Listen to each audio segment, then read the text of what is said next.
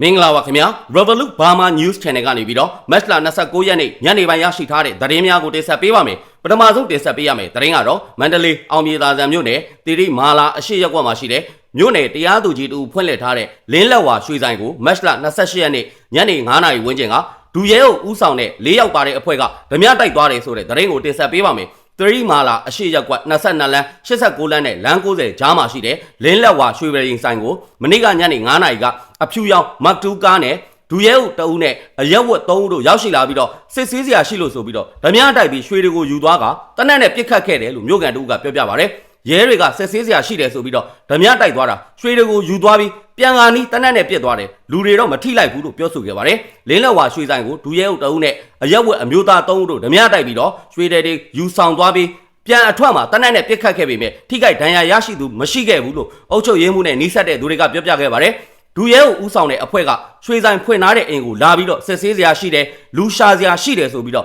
ဗရင်ခန်းတွေကနေရွှေတွေကိုယူသွားတယ်ပြန်အထွက်မှာတနက်နဲ့ပြစ်သွားတယ်လူတော့မထိဘူးရွှေတော့ဘလောက်ပါသွားလဲတော့မသိဘူးဆိုင်ကတော့မြို့နယ်တရားသူကြီးတအုပ်ဖွင့်လှစ်ထားတဲ့မိသားစုဆိုင်ပါလို့ပြောဆိုခဲ့ပါတယ်မန္တလေးမြို့မှာမကြာခဏဓမြတိုက်မှုတွေဖြစ်ပွားနေပြီးတော့စစ်ကောင်စီလက်အောက်ခံရဲအရာရှိတွေကိုယ်တိုင်ဦးဆောင်ပြီးတော့ဓမြတိုက်မှုတွေကျူးလွန်နေတာကြောင့်ပြည်သူတွေမှာတပူပေါ်နှစ်ပူစစ်နေရတယ်လို့ရမီရပ်ဖတ်တို့ကပြောဆိုလာပါတယ်ပြီးခဲ့တဲ့မတ်လ25ရက်နေ့ကလည်းချိုင်းသာဆန်မြို့နယ်မောရဂီဝါရက်ကွက်84လမ်း32လမ်းနဲ့32လမ်းကြားမှာရှိတဲ့ကံမောဇဘန်ခွဲကိုအမျိုးသား3ဦးကဓမြတိုက်ခဲ့ရမှာ3,200ကျော်ပါသွားတယ်လို့သိရပါတယ်အလားတူပဲဇန်နဝါရီလ19ရက်နေ့ကလည်းမဟာအောင်မြေမြို့နယ်မန်းမြို့ဈေးတောင်ဘက်ချမ်း39လမ်း84လမ်းနဲ့85လမ်းကြားမှာရှိတဲ့ရွှေဆိုင်ကိုဆိုင်ကယ်နဲ့ရောက်လာတဲ့အမျိုးသား3ဦးကဓမြတိုက်သွားခဲ့ဘူးကြောင်းသတင်းရရှိပါတယ်ခင်ဗျာနောက်ထပ်တင်ဆက်ပေးရမယ်သတင်းကတော့လောင်းလုံးမျိုးမှာရဲစခန်းကစခန်းမှုလိုက်ပါလာတဲ့ရင်တန်းနဲ့လမ်းတစ်လျှောက်မှာလုံခြုံရေးယူပေးနေတဲ့စစ်ကောင်စီတပ်သားတွေမိုင်းဆွဲတိုက်ခိုက်ခံရတယ်ဆိုတဲ့သတင်းကိုတင်ဆက်ပေးပါမယ်ဒီကနေ့မတ်လ29ရက်နေ့မနက်6:00နာရီခွဲအချိန်လောက်မှာလောင်းလုံးရဲစခန်းကစခန်းမှုစီးလာတဲ့အင်စီကားတစ်စီးနဲ့စစ်ကောင်စီတပ်သားတွေလိုက်ပါလာတဲ့မြေတင်ကားတစ်စီးမိုင်းဆွဲခံရတာပါ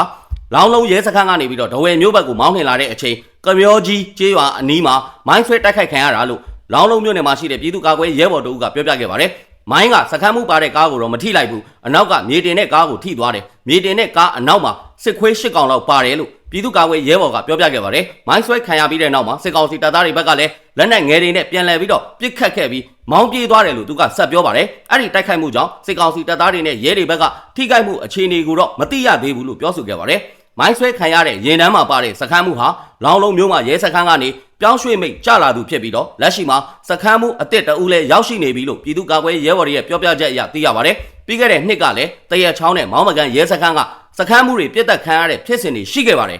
တရက်ချောင်းမျိုးနယ်မြို့မရဲစခန်းကစခန်းမှုကတော့ရဲအချင်းချင်းစကားများပြီးတဲ့နောက်ဒူရဲအုပ်တအူးကပြစ်တက်လို့တေဆုံးခဲ့ပြီးတော့မောင်းမကန်နယ်မြေရဲစခန်းကယာယီစခန်းမှုကတော့ကင်းလှည့်နေတဲ့အချိန်သူစီးတဲ့ကားကိုပြည်သူ့ကာကွယ်ရေးတပ်ဖွဲ့တွေကပြစ်ခတ်လို့တေဆုံးသွားခဲ့တာလို့သိရပါတယ်ဒီကနေ့မတ်လ29ရက်နေ့မနက်9:00နာရီဝန်းကျင်လောက်မှာလဲစခန်းမှုကားတိုက်ခိုက်မှုအပြင်လောင်းလုံးမြို့နယ်တွေကတပြာရွာနဲ့အင်းဆောက်ရွာကြားမှာလေကင်းယူပြီးတော့ခြေကျင်သွားနေတဲ့စစ်ကောင်စီတပ်သား15ဦးလောက်ကိုပြည်သူ့ကာကွယ်တပ်ဖွဲ့ဝင်တွေကမိုင်းဆွဲတိုက်ခိုက်ခဲ့တယ်လို့သိရပါတယ်။အဲ့ဒီတိုက်ခိုက်မှုမှာတော့စစ်ကောင်စီတပ်သားတွေဘက်ကထိခိုက်တာမျိုးမရှိဘူးလို့ပြည်သူ့ကာကွယ်ရဲဘော်တွေကပြောပါတယ်။မနေ့ကမနက်အစောပိုင်းမှာလည်းလောင်းလုံးမြို့နယ်နဲ့ဒဝယ်မြို့ကိုဆက်ထားတဲ့ကမျောကင်းဒရစစ်စေးရေးဂိတ်ကိုပြည်သူ့ကာကွယ်တပ်ဖွဲ့တွေကတွားရောက်ပစ်ခတ်တိုက်ခိုက်ခဲ့ကြောင်းသတင်းရရှိပါတယ်ခင်ဗျာ။ဆက်လက်ပြီးတော့တင်ဆက်ပေးရမယ်သတင်းကတော့ကချင်ပြည်နယ်နဲ့တရုတ်နိုင်ငံနယ်စပ်လွယ်ကျယ်မြို့မှာရှိတဲ့စစ်ကောင်စီတပ်သားတွေဟာတရုတ်ပြည်ဘက်ကိုပြေးဝင်မှုပြင်ဆင်နေကြတော့လဲတရုတ်အစိုးရဘက်ကခွင့်မပြုခဲ့ဘူးဆိုတဲ့သတင်းကိုတင်ဆက်ပေးပါမယ်လွယ်ကျယ်အနီးမှာရှိတဲ့စစ်ကောင်စီတပ်စခန်းတွေအားလုံးကိုကချင်လွတ်လပ်ရေးတပ်မတော် KIA နဲ့ KPDF ပူးပေါင်းတပ်ဖွဲ့တွေကတိုက်ခိုက်သိမ်းပိုက်ထားလိုက်ပြီးတော့လွယ်ကျယ်မြို့ကိုဝန်းရံထားလိုက်ပြီလို့သိရပါတယ်ဒါပေမဲ့လွယ်ကျယ်မြို့မှာရှိတဲ့တပ်စခန်း2ခုကစစ်သားတွေဟာဒီကနေ့မတ်လ29ရက်နေ့မနက်ပိုင်းမှာစခန်းအတွင်းမှာ၎င်းတို့ဘက်ကတနက်ပစ်ဖောက်တန်းတွေရှိခဲ့ပြီးတော့တရုတ်ပြည်ဘက်ကိုထွက်ပြေးကြဖို့အတွက်ပြုလုပ်ခဲ့တော့လေတရုတ်အစိုးရဘက်ကခွင့်မပြုခဲ့ဘူးလို့ဒေသခံသတင်းအရင်းမြစ်ကပြောကြားခဲ့ပါတယ်မနက်ကတော့တနက်တွေသူတို့ဘာသာသူတို့ပြစ်နေတယ် KIA တွေပြစ်လို့သူတို့ကထွက်ပြေးရတယ်ဆိုတဲ့သဘောနဲ့တရုတ်ပြည်ဘက်ကိုပြေးဖို့လုပ်နေကြတယ်တရုတ်ကလည်းပေးမဝင်ဘူးအခုတော့လွယ်ကျယ်ကတရုတ်ဘုံကျောင်းမှာစုနေကြတယ်လွယ်ကျယ်ကို KIA ကအလုံးစုံတိမ့်ပိုက်ထိန်းချုပ်ဖို့အတွက်စူးစမ်းနေသေးပါလို့ပြောဆိုခဲ့ပါတယ်လွယ်ကျယ်မြို့ကိုထိခိုက်ပျက်စီးဆုံးရှုံးမှုမရှိဘဲနဲ့တိမ့်ပိုက်နိုင်ဖို့အတွက် KIA ကကြိုးပမ်းလှုပ်ဆောင်နေသေးဖြစ်ကြောင်းသတင်းရရှိပါတယ်ခင်ဗျာ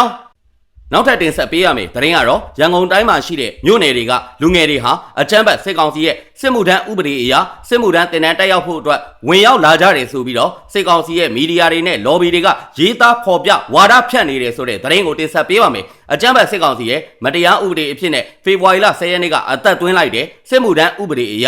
စစ်သားတစ်စုဆောင်းဆင့်ခေါ်ရေးကိုမြန်မာနှစ်ကူးတကြံအပြီးအပတ်စဉ်တစ်ကို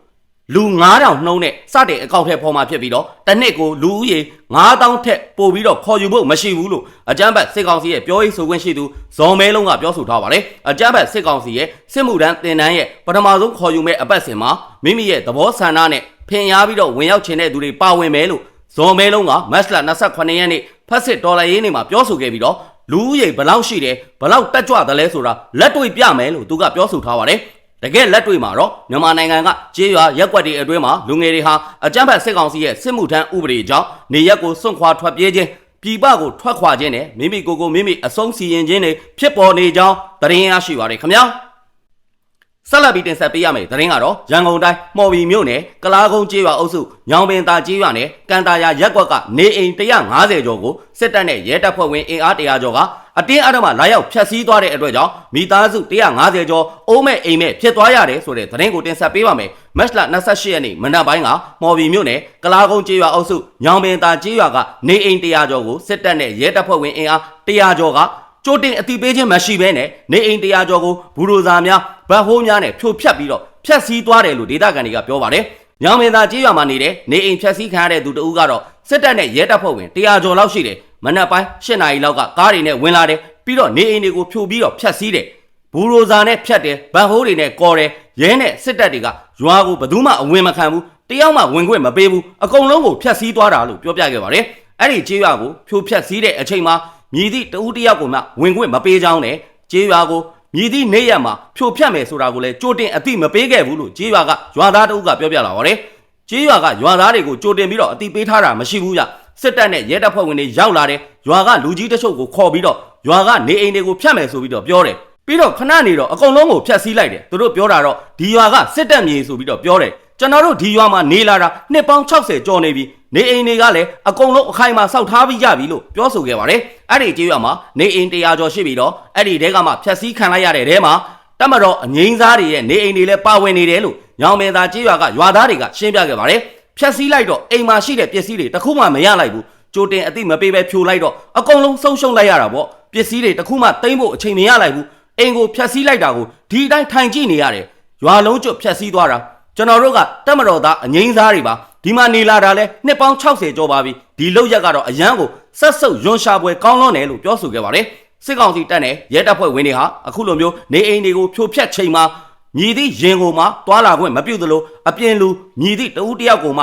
ဝင်ခွင့်မပေးကြောင်းနဲ့ဖြိုဖျက်ခံရမဲ့နေအိမ်ကတန်မိုးရှိတဲ့ပစ္စည်းတွေကိုလည်းယူဆောင်သွားတယ်လို့ရွာသားတွေကပြောပါတယ်အလားတူပဲမော်ဘီမြို့နယ်ကလားကုန်းကျေးရွာကန်တာယာရက်ကွက်ကိုလည်းဖျက်ဆီးခဲ့တယ်လို့သိရပါတယ်ကန်တာယာရက်ကွက်ဟာအရင်ကအာနာရှင်တန်းရွှေလက်ထက်ကကျက်စုပင်စိုက်တဲ့ကာလမှာမလွတ်တဲ့တောင်သူတွေကိုနေရာချထားပေးတဲ့နေရာဖြစ်တယ်လို့သိရပါတယ်အခုမင်းအွန်လိုင်းလက်ထက်မှာသူတို့ရဲ့စစ်တပ်ပိုင်မြေဆိုပြီးတော့လာရောက်တင်းယူဖျက်ဆီးခဲ့ခြင်းဖြစ်တယ်လို့သိရပါတယ်ရက်ခွက်ကိုဖျက်ဖို့ကတော့တလားလောက်သတိပေးထားတယ်ဗျလူတွေကလည်း NLD အစိုးရလက်ထက်ကမီးတွေကွန်ကရစ်လမ်းတွေအဝီစီတွင်းတွေတူးပေးထားတော့ဖြတ်လိုက်မယ်လို့ဘယ်သူကထင်မှာလဲမနေ့ကမနက်မှာဘတ်ဟိုးနှစ်စီးဘူရိုဇာနှစ်စီးနဲ့လာဖြတ်တော့တာပဲမနက်8နာရီလောက်မှာမီးတွေဖြတ် transformer 200 kVO တွေကိုတည်ပြီးတော့မီတာဘုံတွေကိုအကုန်သိမ်းပြီးစီပင်ကဘတ်ဟိုးနဲ့စပြီးတော့ဖြတ်တော့တာပဲအစကတော့လူမနေတဲ့အိမ်တွေလောက်ပဲဖြတ်မယ်ထင်တာပေါ့နေ့လေတနာရီလောက်မှာအကုန်လုံးကိုဘူရိုဇာနဲ့ထိုးဘတ်ဟိုးနဲ့ဝင်ဖြတ်တော့တာပဲစစ်ကောင်စီဘက်ကလည်းအချုပ်ကားဒဇီးအပါဝင်ရဲနဲ့စစ်သားအင်အား30လောက်နဲ့လုံခြုံရေးယူပေးထားတယ်ဒီနေ့29ရက်နေ့မှာလဲရွှေပြည်ကျေးရွာကိုဖျက်ဆီးခဲ့တယ်လို့ဒေသခံပြည်သူတို့ကရှင်းပြခဲ့ပါတယ်အခုစစ်တပ်ကဖျက်တဲ့နေရာတွေက